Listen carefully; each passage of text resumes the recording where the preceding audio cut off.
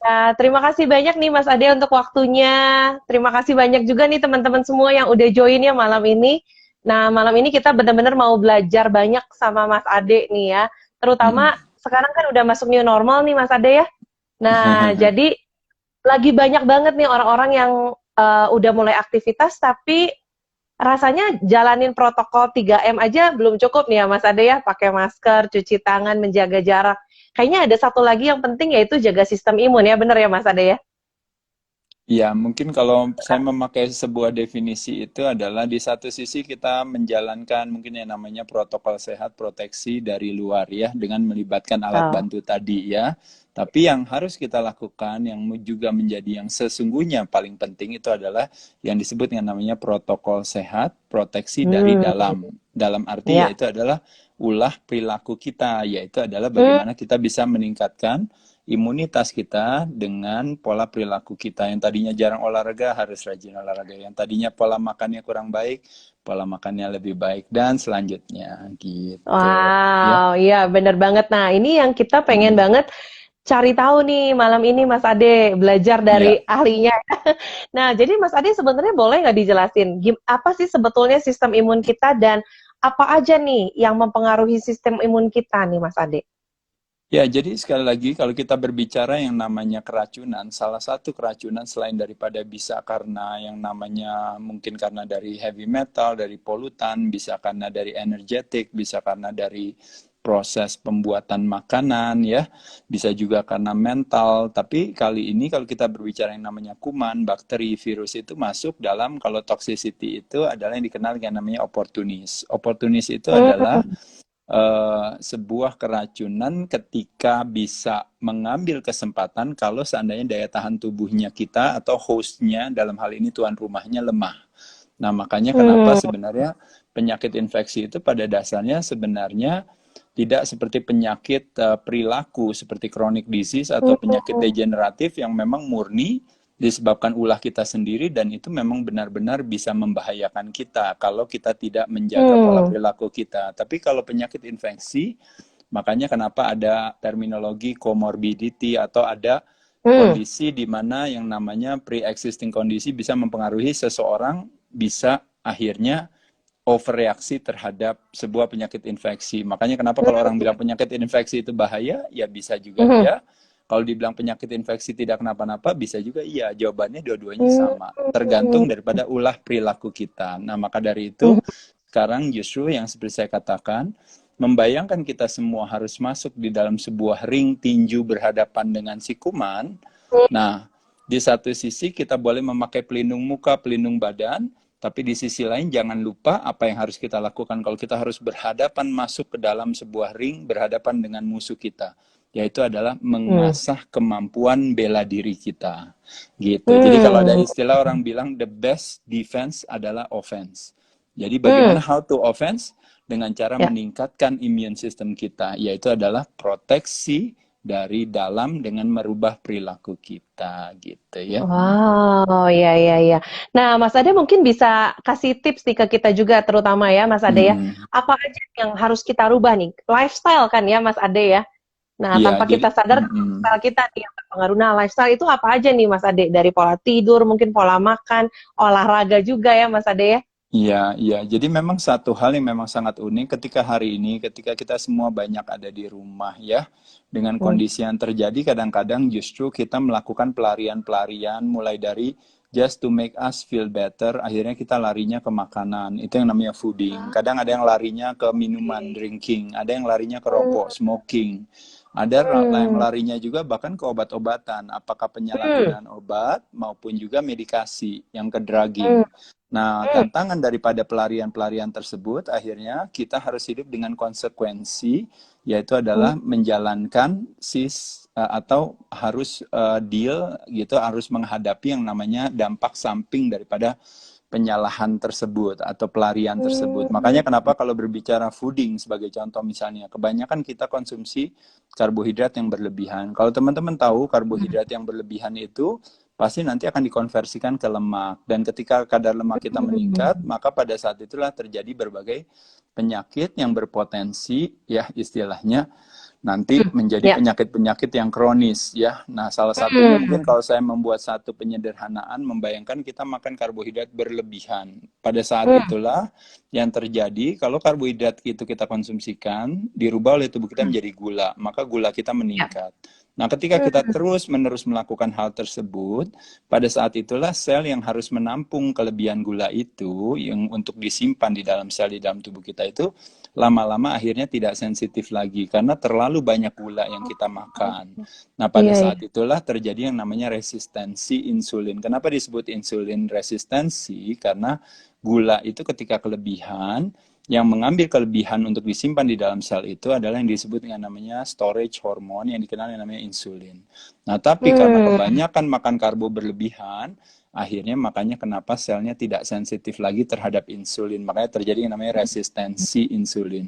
Nah, resistensi insulin menyebabkan apa? Menyebabkan yang namanya metabolic syndrome, sehingga akhirnya yang terjadi kelebihan gula itu akhirnya dikonversikan ke dalam lemak. Salah satunya yang dikenal dengan fatty liver, dan pada saat itu yang terjadi adalah berbagai penyakit-penyakit yang berhubungan dengan jantung dan pembuluh darah, mulai dari diabetes, mulai dari heart attack, mulai dari stroke, lalu juga bahkan sampai demensia, cancer. Bahkan kalau gula di dalam darah kita itu tinggi, nanti bisa hubungannya dengan blindness, dengan neuropati, hubungannya juga dengan amputasi juga kalau lukanya nggak sembuh-sembuh ya. Jadi satu hal yang memang tidak kita inginkan ketika justru sekarang kita berusaha untuk pelari atau berusaha untuk memenangkan sebuah pertempuran daripada ketidakterjangkitan, tapi akhirnya kita harus gugur kalah karena ulah perilaku kita, yaitu di rumah akhirnya kita membuat badan kita menjadi lemah, sehingga akhirnya memungkinkan si oportunis itu untuk hadir. Nanti terakhirnya yang sesungguhnya mematikan atau membahayakan sebenarnya karena ulah perilaku kita, karena merokok, karena tadi makan ya, karena mungkin karena alkohol, livernya jadi bermasalah, atau mungkin karena side effect daripada penggunaan medikasi atau obat. Tapi di sisi lain nanti ketika terjadi yang namanya prematur kematian, nanti yang disalahkan adalah justru si infeksinya gitu yang akan mengambil kredit. Nah, pada saat itu terjadilah perputaran itu. Makanya kenapa saya katakan sekali lagi, teman-teman sekalian, kalau bisa justru kita punya ke-awareness ya, kesadaran bahwa meskipun kita di rumah, meskipun kita ada kondisi sekarang ini lagi sulit dan sebagainya, paling tidak kita tetap harus menjaga pola perilaku kita. Makanya kenapa olahraga justru harus tetap dilaksanakan, dijalankan. Karena menjalankan aktivitas olahraga itu berhubungannya dengan justru meningkatkan yang namanya sensitivitas insulin. Tapi kebalikannya kalau kita tidak berolahraga, hubungannya dengan resistensi insulin gitu ya. Nah, jadi saya rasa itu satu hal yang mungkin yang bisa kita rubah ya. Nah, tadi kan berkaitan dengan olahraga ya, Mas Ade ya. Nah, mungkin teman-teman di sini juga mungkin mulai bertanya-tanya nih, baiknya gimana nih Mas Ade? Kan mungkin ada protokol kesehatan juga, apakah sudah aman nih pergi ke tempat gym? Atau ada olahraga apa yang sebetulnya bisa daily kita lakukan gitu Mas Ade? Iya, saya rasa kembali lagi ya, salah pahamnya di sini adalah ketika ada sebuah narasi yang justru malah membuat kita seolah-olah bahwa jangan olahraga, karena olahraga itu bisa terjangkit penyakit. Tapi ketika kita tidak olahraga, kita mendapatkan sebuah kepastian bahwa kita akan meningkatkan yang namanya chances peluang kita untuk terjangkit gitu. Jadi itu sesuatu yang paradoks sesungguhnya. Jadi sarana olahraga atau pusat kebugaran atau sarana atau tempat-tempat olahraga itu sesungguhnya adalah puskesmas sesungguhnya. Mereka lah yang sesungguhnya menjadi tempat yang akan membuat yang disebut yang namanya flattening the curve itu sesungguhnya. Jadi flattening the curve intinya adalah tidak terjadinya sebuah lonjakan gitu. Orang yang sakit harus masuk ke rumah sakit sehingga tenaga medisnya tidak siap. Nah, maka dari itu, makanya kenapa kita mesti rajin olahraga dan sebagainya. Karena kita berolahraga, pada saat itulah otomatis potensi chance kita untuk masuk rumah sakit itu menjadi lebih berkurang. Nah, makanya kenapa kalau semakin sedikit yang sakit, maka otomatis makanya kenapa segala sesuatunya itu tenaga medisnya jadi lebih siap. Nah, pada dasarnya penyakit infeksi itu is a manageable disease gitu, yang bisa di-manage. Tapi dia tidak bisa di-manage kalau yang sakit dia tiba-tiba membludak. Makanya kenapa disebut flattening the curve. Nah, yang terjadi sekarang ini kita sibuk takut terjangkit. Padahal sesungguhnya yang kita lakukan itu adalah justru sebenarnya lebih kepada bagaimana supaya tidak terjadi lonjakan Iya, daripada yang sakit betul. gitu. Jadi Betul. esensinya sesungguhnya, karena kalau terjangkit atau tidak terjangkit itu sebenarnya tidak terlalu bermasalah. Kenapa? Karena pada dasarnya sebenarnya kalau kita berbicara rate of spreading itu memang tinggi, tapi rate of fatalitasnya sangat rendah sekali. Nah, oleh sebab itu makanya Hmm. kenapa yang harus kita lakukan adalah kita justru berfokus kepada kerendahan daripada persentase rate kematian tadi, justru kita atasi dengan merubah ulah perilaku kita. Nah, kalau saya lihat makanya Hmm. kenapa harus diseimbangkan antara kampanye protokol sehat dari luar dan kampanye protokol sehat dari dalam. Nah, justru Dalam. protokol sehat dari dalam itulah yang nanti akan bisa membuat rate of death-nya itu bisa sampai 0% gitu. Karena sekarang ini Hmm. cuma 0, something persen. Kalau kita bisa Iya, bilang ya. ada 1, 2, 3, atau 4% itu lebih kepada benar-benar orang yang memang sudah tua dan memang berpenyakit gitu. Dan saya rasa Hmm. mungkin nggak kena penyakit juga itu rate of death juga jumlahnya segitu gitu ya. Jadi Lumayan saya tinggi pikir ya. iya, jadi saya pikir sekali lagi ketika kita mengutip daripada institusi kesehatan dunia, mereka mengatakan bahwa definisi sehat itu adalah yang namanya badannya sehat satu, kedua adalah Hmm. ekonominya sehat, Hmm. sosialnya sehat, dan juga mentalnya Ya. sehat. Tapi apa yang terjadi Yes. hari ini, mulai dari ekonominya kita illness, mulai dari Hmm. sosialnya kita illness, mulai Hmm. dari mentalnya kita illness. Nah, kita Ya. mengharapkan ibarat roda itu harus 4 itu yang seimbang, tapi Hmm. semua roda sudah jatuh, sekarang tinggal satu rodanya. Justru itu terakhirnya malah yang terjadi akhirnya malah kita semakin hari semakin runtuh. Makanya kenapa yang mesti hati-hati adalah di sana yang tadi saya katakan gitu ya. Jadi Hmm. jangan sampai kita semua justru malah jatuh sakit dalam sebuah proses Hmm. untuk berlari hanya karena tidak ingin terjangkit sebuah penyakit gitu. Jadi saya rasa Hmm. Ya. penyakit infeksi itu menurut saya sesuatu yang sebenarnya is a manageable disease apabila Hmm. kita punya pola perilaku yang sehat. Sehat, iya. Nah, perilaku tadi, ya ini ya Mas ya, salah satunya juga olahraga itu kan bisa dilakukan di rumah ya. Mungkin Mas Ade bisa share Betul. juga nih Mas Ade, apa nih, tips apa nih yang kita bisa lakukan di rumah olahraganya Mas Ade? Selain kita pergi ke pusat kebugaran, nah apalagi nih yang kita bisa lakukan di rumah? Ya, saya rasa sebenarnya pada dasarnya tubuh kita kan adalah gym kita ya. Jadi kita bisa Hmm. menggunakan tubuh kita untuk melakukan berbagai aktivitas. Salah satu Ya. aktivitas yang bisa kita lakukan adalah melatih yang namanya otot jantung kita yang disebut namanya Oh. cardiovascular exercise dan Mhm. kombinasi dengan melatih kekuatan otot rangka kita atau skeletal muscle Hmm. kita yang Mhm. disebut dengan namanya latihan beban, latihan pengencangan dengan menggunakan tubuh sendiri. Bisa dengan plank, squat, bisa Oh, oke.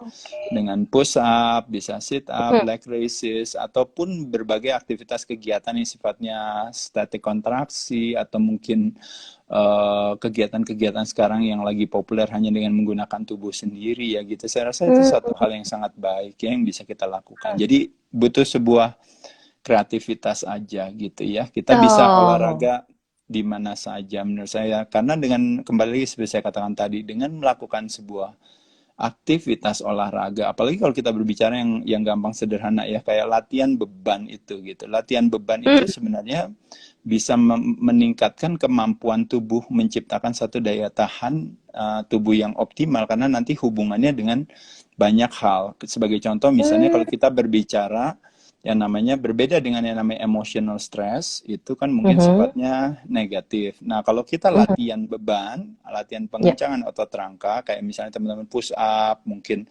squat, duduk, bangun, Hmm. berdiri atau misalnya plank saja yang sederhana, teman-teman akan menciptakan satu yang namanya stres secara fisik. Jadi physical stress yaitu sebuah stres yang sebenarnya positif karena ketika kita ciptakan stres itu badan akan membuat adaptasi untuk akhirnya Hmm. makin setelah diberikan stres itu dia akan menjadi lebih kuat. Nah, makanya kenapa sebenarnya Hmm. badan akan menciptakan yang namanya sitokain itu sendiri. Tapi sitokain Hmm. dalam Hmm. arti masuk dalam family sitokain yang dikenal dengan Hmm. myokine, yaitu hubungannya nanti dengan yang namanya, mungkin ini saya ngomong teknis ya, tapi ntar teman-teman bisa Ya. Google sendiri, ada yang disebut yang namanya interleukin-6 yang berhubungan dengan white blood cells, yang berhubungan dengan kemampuan tubuh untuk berhadapan dengan yang namanya demam, dengan peradangan, dengan Hmm. flu dan sebagainya. Jadi dengan rajin latihan pengencangan otot, malah Ya. badannya jadi semakin lebih kuat gitu. Jadi teman-teman Wow. sekalian, begitu banyak kebermanfaatan daripada olahraga ya, yang kadang-kadang Mhm. teman-teman tidak pernah menyadari gitu. Tapi sekarang ini Hmm. terutama bagi orang-orang yang malas olahraga,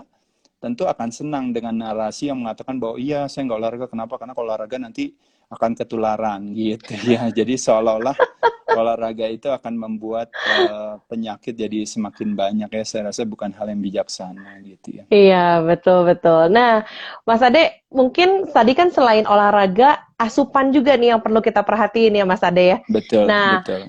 tadi juga udah banyak yang nanya juga nih, asupan yang tepat ini seperti apa supaya tadi mungkin nggak kelebihan karbo. Karena ada orang juga yang mikir karbo itu cuma dari nasi, padahal kan enggak ya, Mas Ade ya. Karbo itu banyak banget jenisnya ya. Nah, Ya, salah satu karbo. adalah asupan alkalin nih, Mas Ade. Asupan Mm-mm. alkalin ini kan banyak dibilang, terutama sejak pandemik ini orang jadi balik makan sayur buah karena selain mineral dan vitaminnya tinggi ada asupan alkalin. Nah, gimana nih menurut Mas Ade nih asupan alkalin untuk asupan sistem imun nih?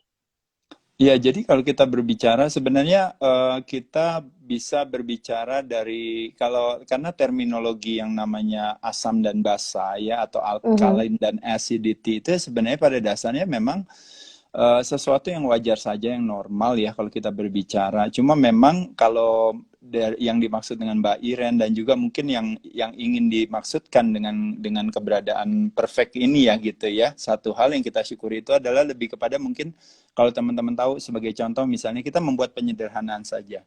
Jadi ketika teman-teman merokok juga, kadang-kadang alkohol Hmm. juga, kadang-kadang juga Hmm. makan sembarangan, kadang-kadang juga Ya. stres ya karena Hmm. pola cara pikir yang melemahkan hati.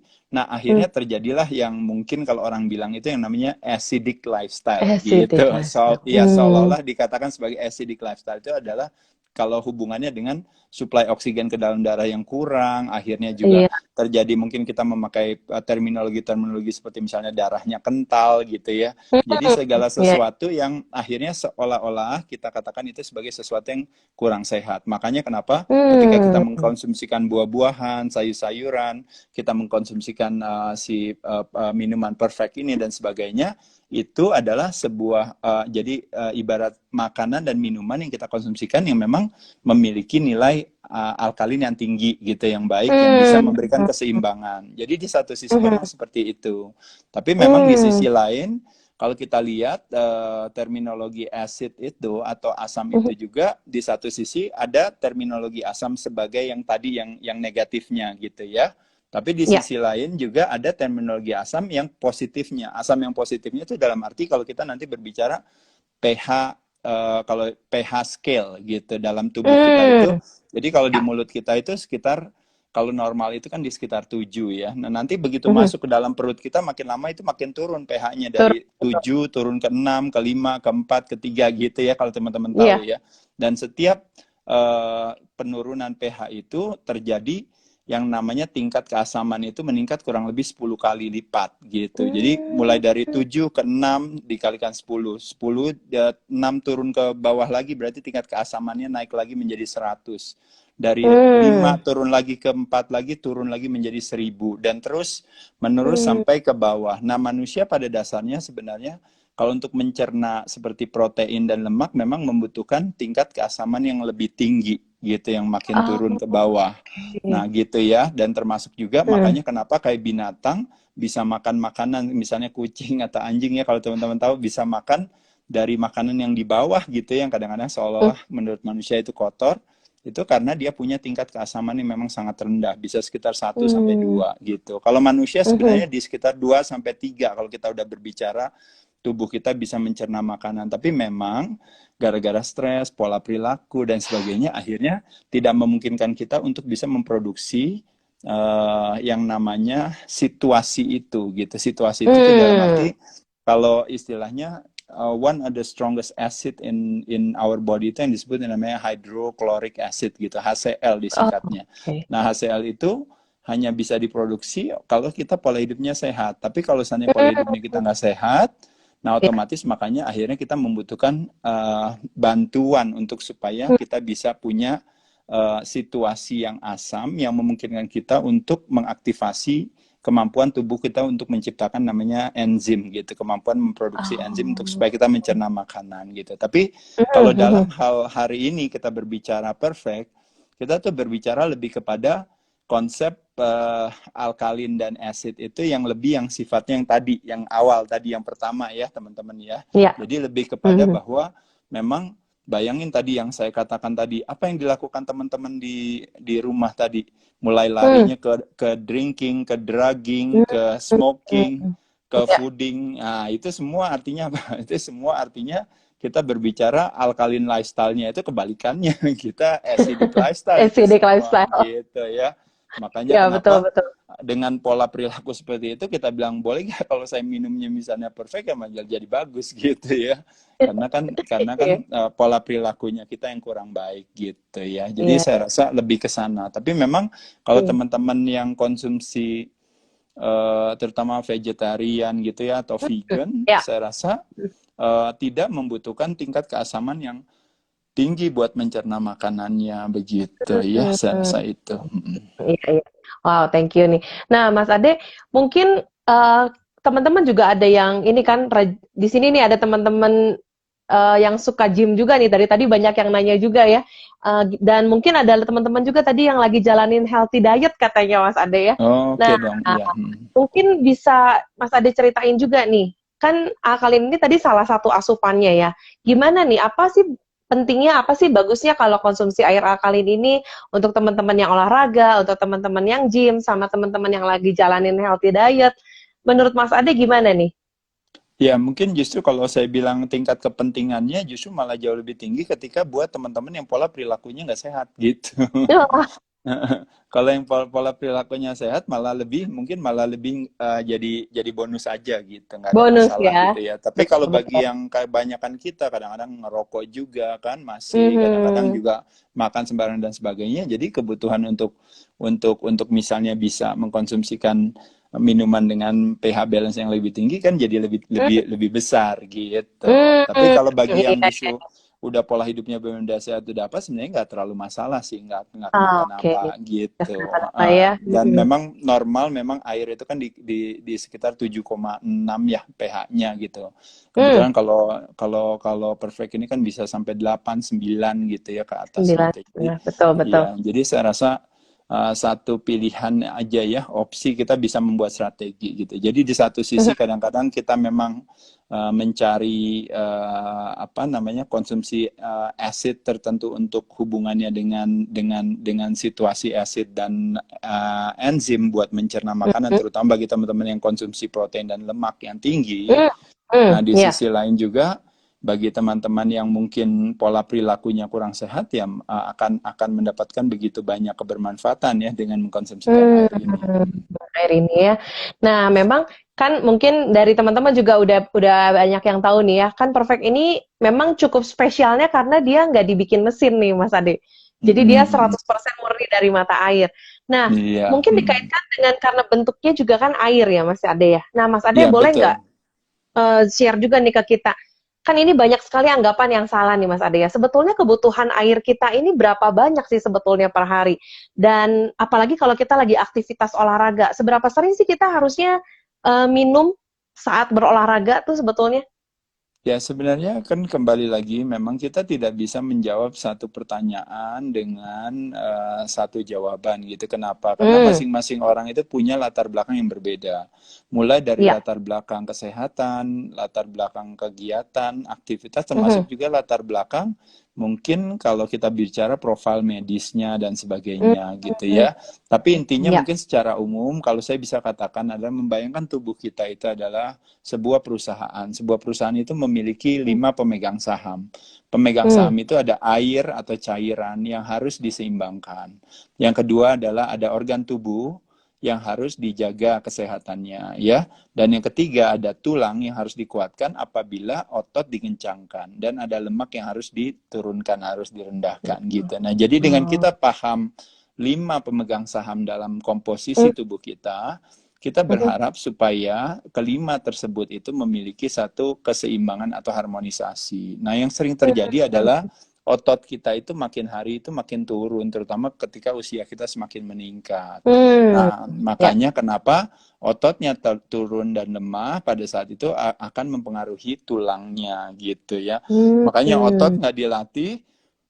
Kalau otot dilatih, yang terangsang kekuatannya tulang. Tapi otot nggak dilatih, Oke. otomatis tulangnya jadi lebih lemah. Nah, ketika tulangnya lemah, otomatis geraknya jadi lebih sedikit. Ketika geraknya sedikit, akhirnya metabolisme menjadi lebih lambat, kadar lemak menjadi lebih meningkat, dan pada saat itulah akhirnya terjadilah ketika kadar lemak meningkat, terjadilah potensi berbagai penyakit degeneratif. Makanya klaim BPJS Kesehatan itu begitu tinggi semua, karena ulah perilaku kita gitu. Terutama orang yang usianya 30 tahun ke atas, setiap tahun itu terjadi penurunan 1% daripada kadar otot kita. Nah, jadi satu Ototnya. masalahnya adalah di otot sehingga berpengaruh ke tulang. Kedua adalah kalau seandainya kita konsumsi karbohidrat yang berlebihan dan sebagainya, nanti bisa pengaruh ke organ tubuh kita. Nah, itu juga problem. Dan yang ketiga adalah keseimbangan air. Nah, itu tadi kalau kita berbicara tergantung daripada aktivitas teman-teman sekalian gitu. Oh, Otomatis memang kalau oke. teman-teman yang berolahraga atau tinggal di daerah yang panas, teman-teman juga banyak keringat dan sebagainya, tentu kebutuhan minumnya pasti akan lebih tinggi gitu.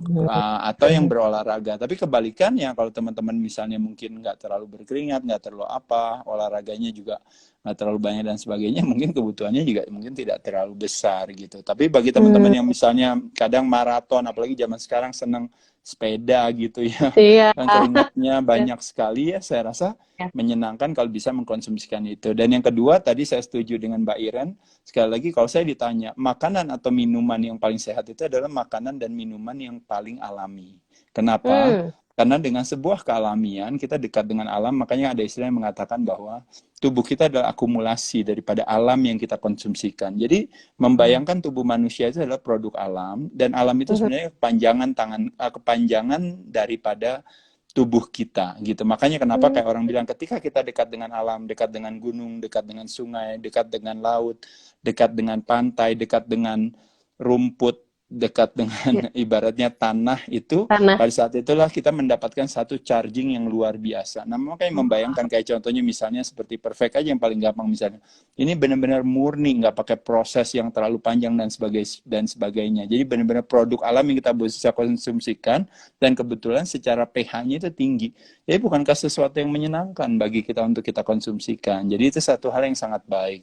Termasuk juga dalam hal makanan, teman-teman sekalian. Makanan kenapa disebut makanan alami yang baik? Karena memang sekali lagi ketika terjadi sebuah kealamian itu, maka proses kita untuk mencerna makanan itu menjadi lebih mudah. Semakin makanan diproses dengan Ya. pertimbangan sebuah kepraktisan, maka biasanya otomatis jadi perjalanan makanan itu panjang.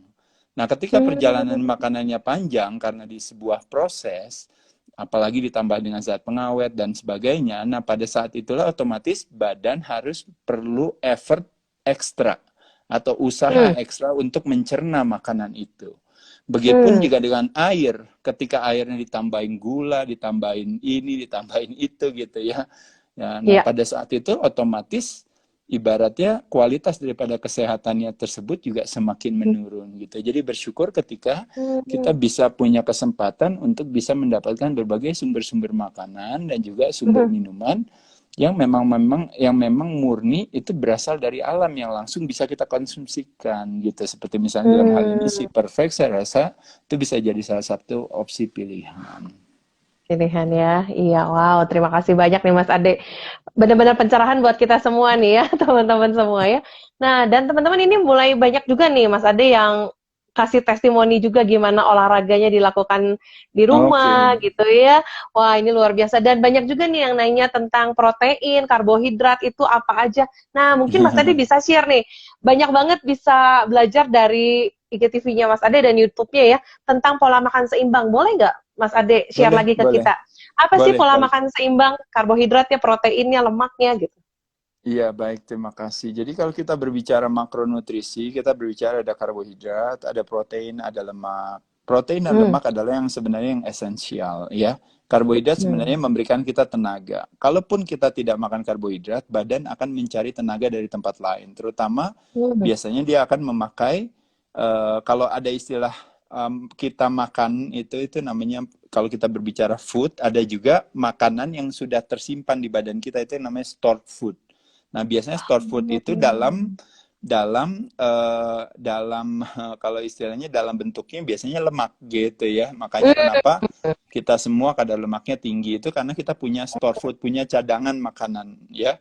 Nah, cadangan makanan Oke. itu kalau cadangannya masih banyak tapi kita makan terus otomatis badan hanya akan membakar apa yang kita makan.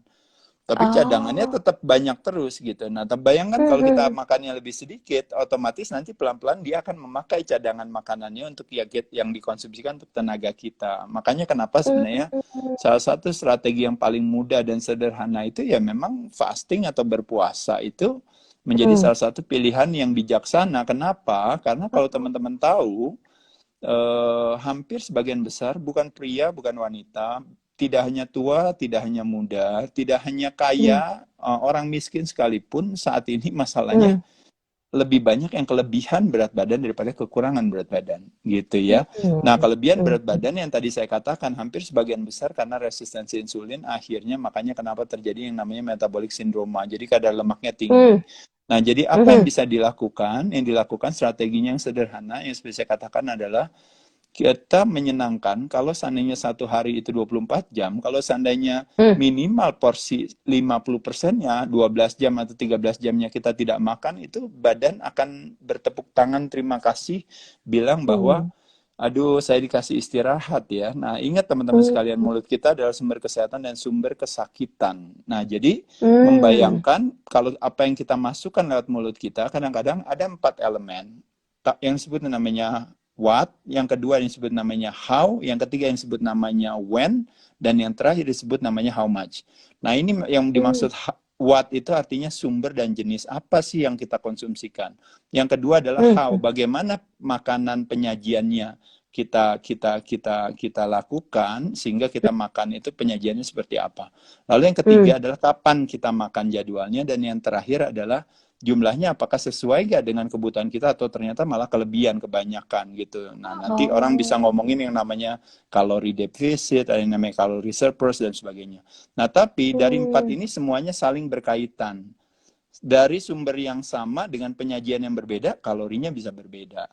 Dari sumber Hmm. yang sama tapi dengan bagian body part yang berbeda, kalorinya bisa berbeda gitu ya.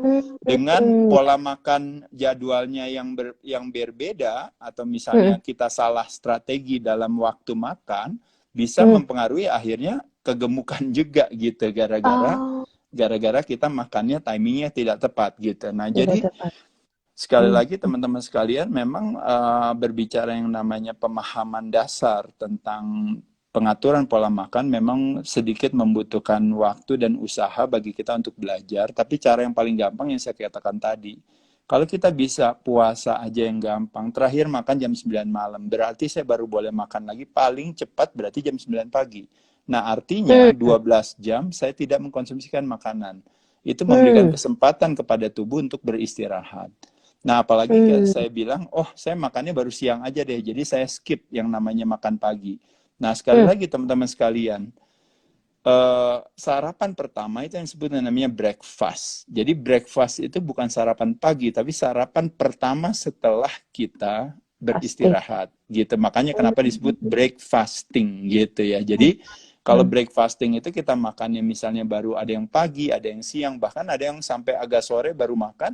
Saya rasa Hmm. satu hal yang baik saja. Cuma tidak seperti bulan Ramadan, kita melakukan puasanya tidak dengan dry fasting, tapi Hmm. tetap mengkonsumsikan minuman gitu. Jadi kalau kita Hmm. misalnya punya perfect aja misalnya, boleh gak saya minum aja? Minum nggak ada masalah gitu. Kalau minum kan jalan Hmm. terus nggak kenapa-napa. Dan Hmm. kebetulan minuman-minuman kita ini apalagi minumannya kayak perfect, misalnya alami gitu, atau misalnya minum hanya cuma teh aja atau misalnya kopi aja atau apa, selama tidak memasukkan gula, tidak terjadi Ya. kehadiran insulin. Karena insulin hadir itu berhubungan dengan tidak terjadinya pembakaran lemak. Nah, kita Hmm. ketika kita tidak makan, kita berharap yang tadinya selama ini tenaga kita banyak kita dapat dari glukosa, gula di dalam darah, sekarang kita berusaha badannya diajarkan untuk menggunakan lemak sebagai sumber tenaga. Makanya kenapa disebut dengan namanya kondisi yang disebut dengan namanya ketika gula di dalam darah kita itu turun, pada saat itulah kita masuk dalam yang disebut dengan namanya state of ketosis. Makanya kenapa disebut state of ketosis? Karena badan kita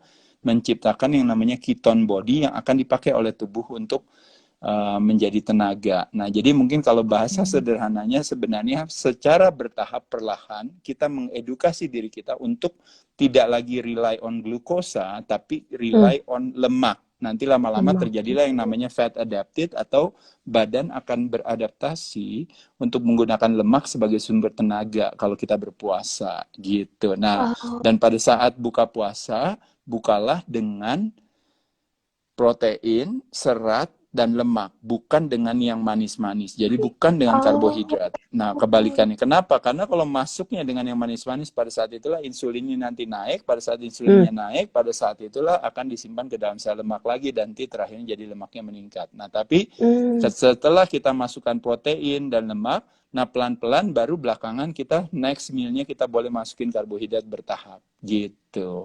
Nah, jadi supaya tidak terjadi yang namanya lonjakan insulin itu tadi gitu. Karena terjadi lonjakan insulin akan terjadi penurunan insulin, ada spike-nya yang tinggi, nanti akan terjadi penurunan dan pada saat itu gula darahnya akan ngedrop kenceng dan pada saat itu biasanya kita ngantuk dan sebagainya ya. Membayangkan pada saat akhirnya kita tidur dengan posisi makan yang karbohidrat yang berlebihan. Makanya kenapa disimpan di dalam sel lemak. Makanya kenapa kalau teman-teman sering makan siang nasinya banyak gitu ya, pada saat kelar makan siang semua pada ngantuk gitu ya. Gitu. Nah, jadi oleh sebab itu teman-teman mesti paham sedikit tentang strategi ini. Bukannya nggak boleh, sekali lagi teman-teman, saya hanya membuat satu penyederhanaan saja ya. Tapi saya rasa ini cuma pengetahuan umum yang mungkin teman-teman belum bisa dapatkan dalam IG Live 1 jam ya, karena terbatas waktunya. Tapi paling tidak saya mengantarkan saja keingintahuan teman-teman untuk akhirnya teman-teman mau sedikit belajar tentang oh iya ya saya harus ngatur nih pola makannya, oh iya ya saya harus menjaga asumsi asupan makan, termasuk juga pilihan minuman tadi ya seperti tadi. Ya, dalam kesempatan ini saya bersyukur juga sama Mbak Airin dan teman-teman dari Perfect yang mengadakan acara ini. Jadi bukan cuma kita ngomongin soal minumannya, ngomongin Perfectnya juga, tapi kita mengajak teman-teman juga untuk paham juga tentang pola hidup sehat ya secara umum ya. Saya rasa itu satu hal yang sangat kita hargai. Betul. Nah, Mas Ade, mungkin satu pertanyaan terakhir juga ya Mas Ade ya. Tadi juga banyak nih teman-teman yang nanya, saya coba review ya. Ini apakah seberapa pentingnya nih Mas Ade, terutama mungkin teman-teman yang lagi latihan, seberapa pentingnya kita sampai harus nambah suplemen? Nah, atau mungkin minuman yang whey protein gitu ya, protein tinggi ya Mas Ade ya. Nah, seberapa penting, apakah semua orang harus seperti itu, ataukah yang cukup lagi latihan, ataukah sebenarnya cukup didapatkan dari protein alami? Nah, baiknya gimana Mas Ade? Betul sekali. Jadi memang sebenarnya kalau kita berbicara dari makronutrisi ya, teman-teman tahu ya. Jadi dari makronutrisi ada karbohidrat, protein, lemak. Itu paling sering kita konsumsikan itu kan karbohidrat. Nah, problemnya dari karbohidrat adalah kalau kelebihan akan dikonversikan menjadi lemak kan gitu ya, itu satu. Kedua, problemnya sama lemak juga, kadang-kadang pilihan lemak kita juga kadang-kadang kurang baik gitu. Nah, makanya kenapa sama kayak air tadi ya, kalau kita berbicara Perfect itu air alami, sama juga kayak lemak itu kadang-kadang prosesnya juga kalau bisa yang alami gitu. Nah, problemnya kadang-kadang kita mengkonsumsikan lemaknya itu prosesnya tidak alami, malah proses fat gitu, bukannya natural fat gitu. Makanya kalau natural fat kayak dari kelapa gitu ya, dari santan gitu, dari butter, dari ikan, dari beberapa hal yang lain gitu, itu saya rasa itu bagus baik adanya. Tapi ketika lemak itu datangnya dari sebuah proses gitu, dari pabrik, karena pada saat itulah, makanya kenapa kalau teman-teman pernah dengar ada namanya terminologinya trans fat gitu, yang akhirnya jadi sifatnya sendiri itu jadi kalau bisa dikatakan buruk, akhirnya jadi ada toksik di sana gitu ya. Makanya kenapa sering terjadi, makanya teman-teman kadang-kadang salah pilih sumber ya. Misalnya bukannya butter tapi margarin gitu ya. Bukannya Oh. minyak kelapa tadi, tapi minyaknya dari minyak sayur gitu ya. Kadang-kadang yang karena prosesnya sih sebenarnya bukan salah sayurnya, tapi prosesnya ya teman-teman biar paham aja. Dan itu hubungannya dengan, makanya kenapa harus ada rasio antara omega 3 dan omega 6 karena itu hubungannya dengan yang satu yang pro peradangan, yang satu anti peradangan. Yang anti peradangan yang omega 3, yang pro peradangan yang omega 6. Makanya kenapa omega 6-nya harus lebih rendah. Nah, jadi karbohidrat kebanyakan, lemak salah pilih. Kadang-kadang kombinasi karbohidrat sama lemak kadang-kadang jadi satu. Nasi goreng, mie goreng, mie ayam, mie instan, kue-kuean, tepung, roti, mie, dan sebagainya. Bukan berarti nggak boleh. Ingat sekali lagi, jangan salah paham ya. Bukan berarti nggak boleh, tapi karena kita konsumsinya kelebihan, kebanyakan. Nah, pada saat kelebihan dan kebanyakan itu, akhirnya makanya kenapa kita gemuk. Makanya kenapa kita akhirnya daya tahan tubuhnya jadi kurang. Nah, ketika gemuk itu juga kan berpengaruh terhadap kinerja kita. Dalam hal ini kinerja organ tubuh kita. Makanya kenapa jantung kita bermasalah. Makanya tekanan darah kita bermasalah. Makanya gula darah kita terlalu tinggi. Makanya tadi saya katakan bisa blindness, amputation, bisa neuropati dan sebagainya. Itu gara-gara kelebihan gula berlebihan. Ditambah lagi dengan konsumsi sumber lemak yang tidak baik juga, yang juga ada kandungan toxicity-nya lagi itu di sana. Nah, sekarang yang satu lagi yang disebut namanya protein, dari katanya protos yang utama. Nah, protein bisa dapat dari hewani dan nabati. Boleh dikombinasikan, rotasikan, boleh divariasikan, nggak ada masalah. Nah, itu kalau yang dari sumber yang alami. Nah, di sisi lain, boleh gak saya, nah ini menjawab pertanyaan Mbak Iren tadi, boleh gak kalau saya suplementasi? Nah, dari kata suplementasi itu artinya tambahan. Jadi, kalau seandainya kenapa tambahan protein itu begitu populer, karena memang kecenderungan kita konsumsi protein itu memang rendah. Karena memang kebanyakan makanan kita adalah mayoritasnya adalah kombinasi karbohidrat dan lemak gitu ya. Nah, makanya jadi akhirnya suplementasi protein itu apakah dalam bentuk bubuk, apakah dalam bentuk tablet, apakah dalam bentuk cairan, apakah dalam bentuk yang lain-lainnya, akhirnya menjadi begitu populer gitu ya. Boleh saya konsumsikan? Nggak boleh saja, nggak ada masalah. Tapi kalau kita bisa konsumsi dari makanan yang alami ya saya rasa apakah cukup? Ya saya rasa cukup saja. Bisa dari ikan, bisa dari ayam, bisa dari telur, bisa dari kacang-kacangan gitu ya. Saya rasa itu banyak gitu ya. Saya rasa satu hal yang baik gitu. Tapi kalau seandainya teman-teman juga punya budget, punya dana, bisa membeli suplementasi, apalagi kebaikan daripada industri suplemen hari ini tuh sekarang suplemen secara kualitas juga lebih baik, secara rasa, kenikmatan juga rasanya juga enak gitu ya. Jadi memungkinkan, cuma tapi tidak semua orang kan yang mungkin punya kemampuan untuk membeli suplementasi itu ya bukan keharusan gitu ya. Oke. Wow, terima kasih banyak nih. Nah, Mas Ade, sebelum nanti kita tanya lagi, Perfect mau kasih info juga nih untuk teman-teman semua yang sudah bergabung. Kami mengucapkan banyak terima kasih banyak nih kan udah gabung ya. Dan kami dari Perfect menyiapkan juga hadiah giveaway nih, Mas Ade, untuk semua yang udah join. Nah, jadi nanti teman-teman yang sudah join, nanti after ini yang belum follow Mas Ade, follow juga di ade_rai dan di @perfecting.you. Bisa lihat di postingan terakhir Perfect, kita ada ini nih Mas Ade untuk wrap up. Jadi teman-teman tinggal komen di kolom komen, apa tips sehat apa yang didapatkan hari ini dan sudah niat mau dijalankan mulai besok nih ya. Nah, bisa tulis di kolom komen. Nanti kita akan pilih pemenangnya. Nah, nanti pemenangnya ini bisa dapat banyak sekali hadiah sehat, Mas Ade ya. Nah, ada staycation di hotel dan sebagainya yang pastinya ini tujuannya adalah bukan hanya dapat hadiahnya, tapi betul-betul satu niatan nih, bahwa saya mau mulai hidup sehat, hari ini dapat tips sehat dari Mas Ade.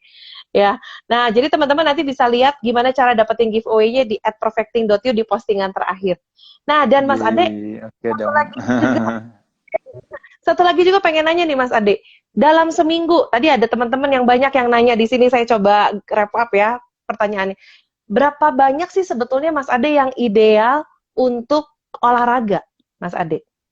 Iya, jadi apakah sekali lagi harus memang iya, mungkin saya bisa jawab dua hal. Yang pertama yang saya jawab adalah semua tergantung daripada kondisi dan latar belakang masing-masing orang. Jadi jawabannya tentu bisa bervariasi gitu ya. Makanya kenapa saya katakan tadi one size fits all itu nggak akan pernah nggak akan pernah tajam. Yang terjadi itu semuanya adalah personalized and precision wise gitu. Makanya Wow. kenapa precision and personal nutrition, precision and personal exercise, bahkan precision and personal medicine juga kan hari ini gitu. Makanya Hmm, hmm, kenapa sebuah kebijakan sehat ketika kita semuanya menyamaratakan, semuanya one size fits all, satu ukuran, makanya kenapa tidak akan pernah tajam gitu. Makanya kenapa hmm. kita bisa lihat yang sakit jadi tambah banyak dan sebagainya, karena memang kebijakan kesehatannya tumpul. Nah, oleh sebab itu makanya kenapa butuh sebuah evaluasi gitu ya. Nah, jadi nomor Iya, satu iya. itu. Nah, kalau yang kedua, kalau saya menjawab pertanyaannya, menjawab pertanyaan berapa kali sih latihan yang baik itu, memang kembali lagi teman-teman sekalian, kita harus membiasakan diri saja. Ya, kalau kenapa orang Hmm, bilang latihan itu dimulai dari yang sederhana, yang mudah, yang gampang. hmm, Setelah itu begitu badan beradaptasi, dia akan pasti minta adaptasi baru. Nah, pada saat itu baru hmm. ditingkatkan. Memang seminggu 3 kali itu seolah-olah menjadi satu ballpark lah gitu ya, kayak semacam panduan umum untuk mengatakan kepada kita supaya terjadi yang namanya sebuah keteraturan saja. Yuk, 30 menit olahraga selama seminggu 3 kali. Nah, seminggu 3 kali itu kalau kita hitungannya 30 menit kali 3 itu cuma 1,5 jam. Itu 1,5 jam itu dibandingkan dengan 24 jam kali 7, itu nggak ada, cuma 2%-nya waktunya. Tapi investasi yang Oh, kita berikan itu istilahnya small things tapi make a huge atau big difference dalam hmm. kualitas kesehatan kita gitu. Hmm, Makanya kenapa saya katakan sehat itu sebenarnya adalah sebuah konsekuensi daripada akumulasi investasi perilaku kita. Nah, jadi kalau ya. investasi perilakunya kita bersedia untuk berinvestasi hanya 2% daripada Hmm, waktu kita selama seminggu, kita ya. berolahraga 3 kali sehari, 1 kali olahraga cuma 30 menit. Nah, pada Hmm, saat itulah kualitas kesehatan kita jadi meningkat gitu sebagai sebuah iya. konsekuensinya. Kenapa tidak gitu ya? Tapi Betul, betul. makin lama kita makin bisa lebih banyak lagi. Kenapa tidak? Dari 30 menit kali 3, akhirnya 30 menit bisa kali 4 atau bahkan kali 5. Dan bahkan Wow. bisa jadi juga yang 30 menitnya naik jadi 40 Hmm, menit atau bahkan jadi 60 menit gitu hmm, ya. hmm. Jadi Ya, ya, ya. semuanya bertahap dan lakukan dengan senang hati. Karena kembali lagi teman-teman sekalian ya, sehat adalah bersahabat dengan pertemanan hati, sakit bersahabat dengan perlawanan hati. Butuh sebuah pemahaman sebagai Hmm. fondasi daripada kedisiplinan atau kepatuhan.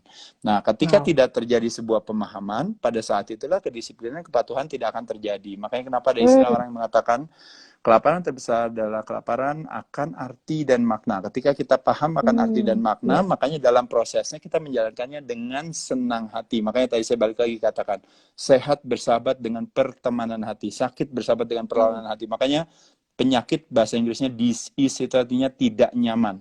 Nah, oleh sebab hmm, hmm. itulah makanya unik ketika hari ini di musim infeksi ini, justru kita semua diharapkan untuk sehat, tapi dengan fondasi ditakuti karena sakit gitu ya. Jadi takut akan sakit sebagai sebuah fondasi untuk kita semua bisa sehat. Makanya penuh denda, ancaman dan sebagainya saya rasa bukan hal yang Hmm. bijaksana. Justru yang harus kita lakukan adalah justru kebalikannya, mengedukasi masyarakat untuk punya sebuah pemahaman yang baik bahwa sebenarnya kita harus sehat karena sehat adalah sebuah syarat. Dan dengan pemahaman yang baik, maka kita bisa melakukannya dengan senang hati. Makanya kenapa definisi sehat itu ada istilah orang yang mengatakan seperti ini.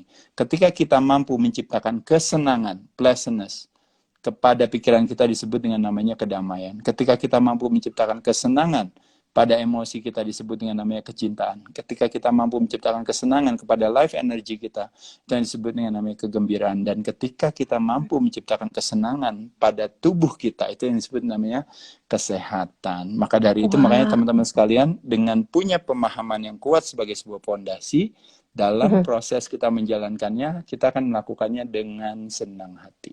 Senang hati. Wow, luar biasa ya teman-teman ya. Hari ini dapat pencerahan luar biasa nih. Ya, jadi betul-betul ini harus dilakukan dengan senang hati ya Mas Ade ya. Karena kebahagiaan Betul, ini juga ya, jadi unsur kesehatan kita. Dan tadi tertarik ya, banget dengan quote dari Mas Ade, investasi. Nah, betul banget ya. betul. Nah, apa yang kita lakukan hari ini adalah investasi di masa depan kita. Jadi betul-betul malam hari ini jangan sia-sia nih kita ikutin ini, kita dapat materinya untuk kita lakukan, Mas Ade ya. Harus langsung jadi action nih. Ya. Nah, Iya, Iya, Terima Mas Ade, kasih Mbak Iren karena terima waktunya. kasih banyak Takutnya kita ini. keburu habis, Maaf tinggal ya, 2 menit lagi. Yang pasti betul. saya bersyukur, terima kasih Perfect memberikan Terima kasih kesempatan kepada banyak. kita semua untuk Ya, sedikit belajar ya, terlepas daripada betul. keterbatasan waktu dan juga keterbatasan informasi yang bisa kami berikan, tapi mudah-mudahan paling tidak ada sedikit manfaat yang bisa teman-teman petik ya, mudah-mudahan jadi Iya. sebuah motivasi buat teman-teman punya pola hidup sehat. Mungkin ada 1 menit dari Mbak Iren dan Perfect apa yang mau disampaikan Iya, sebagai terima penutupnya. kasih banyak juga Mas Ade. Ini kita belajar banyak hari ini. Terima kasih juga teman-teman semua yang sudah bergabung. Dan jangan lupa langsung tuliskan komitmen yang kita dapatkan hari ini dari Mas Ade di kolom komentar di postingan terakhir giveaway di @perfecting.you. Jangan lupa juga follow Teman-teman di follow Mas ya, Ade. di follow Iya, semua ya itu ya. follow Mas juga banyak sekali tips-tips sehat yang kami juga sangat belajar dari Mas Ade. Dan untuk tadi kalau teman-teman yang pengen cari tahu soal Perfect, lagi ada promo juga untuk di minggu depan, bisa lihat di Instagramnya kami di @perfecting.you karena kami juga sudah menyiapkan begitu banyak promo spesial untuk teman-teman hidup lebih sehat ya. Dengan salah satunya air yang alami bersama Perfect. Mas Ade, terima kasih banyak waktunya. Terima kasih Thank you juga Mbak untuk belajar Iren. Ya, ini. terima kasih Sehat selalu untuk Mas teman-teman. Ade, Ya, teman-teman. sehat selalu Mbak Iren. Salam buat teman-teman di Perfect ya. Ya, Baik, terima teman-teman kasih. sekalian, Fitness Mania, thank you. Kita bertemu lagi dalam kesempatan lain ya. Thank you. Selamat Thank beristirahat. you.